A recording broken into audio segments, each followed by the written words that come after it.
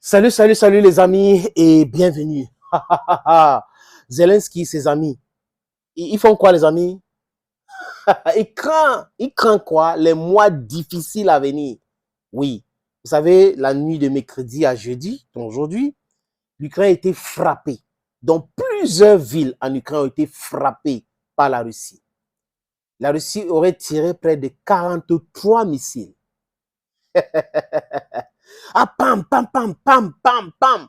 Et quoi? Destruction répétitive même des réseaux électriques et téléphoniques que les Américaines et les Européennes ont dépanné encore pour couper complètement ce pays-là.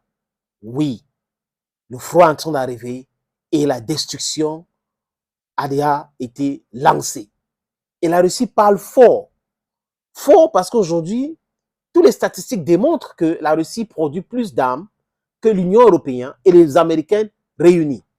Et aujourd'hui, on commence à écouter des Allemands qui disent non, il va falloir aller sur la table de négociation pour mettre un terme à cette situation et penser à la reconstruction de l'Ukraine. Parce qu'ils sont déjà fatigués de la situation. Madame Colonna a dit exactement la même chose que non, la Russie doit écouter le monde entier pour arrêter la guerre. Regardez les gens qui voulaient asphyxier la Russie, qui ont déclaré la guerre économique atroce avec la Russie. Monsieur le maire. Et aujourd'hui, qui souffrent, ce sont des Européens. Ils avaient pensé que dans leur lesbouffe habituel, ils pouvaient prospérer. Mais ils ont oublié que l'adversaire était tout. L'adversaire, j'ai perdu mes mots même, n'était pas un pays africain. C'était plutôt la Russie. Et là, mal les a pris aujourd'hui, les amis. L'inflation partout. En France, à l'heure où je vous parle, le ministre de l'économie et des finances a déjà proposé aux sociétés qui vendent le carburant de vendre à perte. Oui, parce que c'est compliqué. Avec Azerbaïdjan, ils ont des problèmes. Avec ceci, ils ont des problèmes. Ils veulent mettre tout le monde sur embargo alors qu'eux-mêmes, ils ne produisent rien localement. Le but qu'ils produisent, c'est le vol, c'est le pillage de l'Afrique. Et là, c'est compliqué aujourd'hui. Tous les pays africains sont debout. La jeunesse africaine est debout pour mettre un terme à cette escroquerie-là, à cette lavage du cerveau qui a tellement duré, à cette spoliation de biens africains. Ah oui, les amis. Et là, Zelensky commence à pleurer. Ça sera difficile les mois qui arrivent chez nous. Et la Russie qui tire 43 missiles. Et les Ukrainiens annoncent, les amis, qu'ils ont abattu 36 de ces 43 missiles. Bon, ça veut dire que 36. Hein, si on enlève 36, on peut compter maintenant 43. Ça veut dire que c'est 7 missiles qui ont réussi à toucher les cibles. Du n'importe quoi. Avec la destruction massive. Et la Russie dit, c'est les infrastructures essentielles que je cible. Je ne tire pas sur les civils.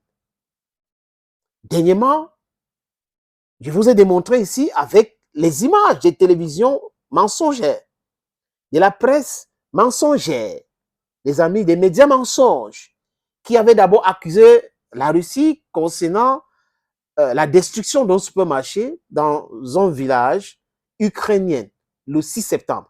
Et aujourd'hui, New York Times a démontré par A plus B que non, ce sont des batteries antimissiles qui ont tiré ces missiles-là et ils ont raté les cibles et ça a touché plutôt un supermarché ukrainien ou sous le contrôle de l'Ukraine, de l'armée ukrainienne. Il pleut, ça sera difficile. Regarde, l'Allemagne est en train de penser à la paix. Joe Biden, son discours, ce n'est plus toujours de l'argent. Tout le monde est en train de voir que, mais attends, les Américains perdent l'hégémonie. Déjà, on parle de la multipolarisation du monde aujourd'hui à cause de ce conflit en Ukraine. Ah oui, la dédollarisation est à marche. Poutine va aller en octobre, le mois prochain, en Chine. Ils sont en train de travailler dans ce sens. Joe Biden a déjà dit clairement, les amis, qu'il ne veut pas que les différences avec la Chine dégénèrent en une guerre. Oui, il ne veut pas la guerre avec la Chine. C'est ce que Joe Biden a dit, les amis. Donc, Zelensky devrait écouter ça très bien. Et aujourd'hui, les Polonaises disent, c'est bon, on ne va plus fournir les armes en Ukraine. C'est bon, on va même interdire d'autres produits agricoles ukrainiens sur notre territoire. Parce que Zelensky les a provoqués.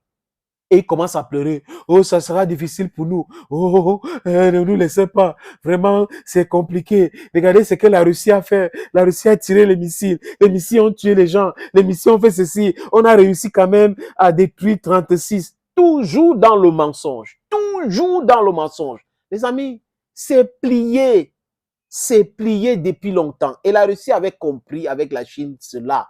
C'est pour épuiser les pays européens qui ont un sous-sol pauvre, qui avaient des armes et qui ont envoyé. Maintenant, la fabrication, c'est difficile parce qu'il faut avoir de la matière première et acheter ça en bon marché aujourd'hui, ce n'est pas facile parce que les pays africains ouvrent les yeux déjà. Donc, ça rend l'équation très, très difficile.